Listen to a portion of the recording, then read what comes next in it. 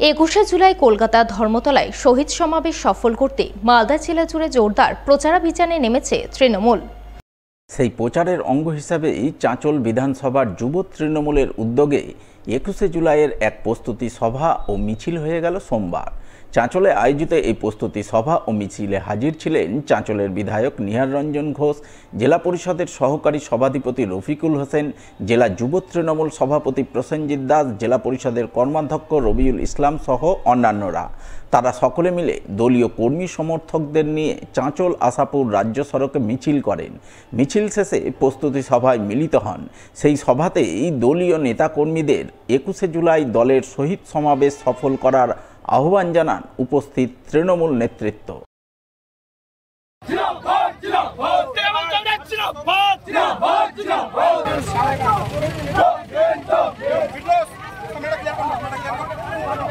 দেখুন, আজকে চাঁচল বিধানসভায় তৃণমূল যুব কংগ্রেসের উদ্যোগে আমাদের যে ঐতিহাসিক 21শে জুলাই, সেই 21শে জুলাইয়ের সমাবেশকে সফল করার জন্য চাঁচলে আজকে যুব তৃণমূলের উদ্যোগে একটা বড় প্রস্তুতি সভা হলো এবং এখানে মিছিল হবে।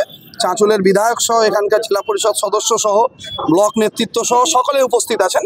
আমরা বিভিন্ন বিধানসভা ধরে মিটিং করছি এবং প্রচুর কর্মী সমর্থক নেতৃত্ব আমাদের 21শে জুলাই মালদা জেলা থেকে তৃণমূল কংগ্রেসের উদ্যোগে যাচ্ছে।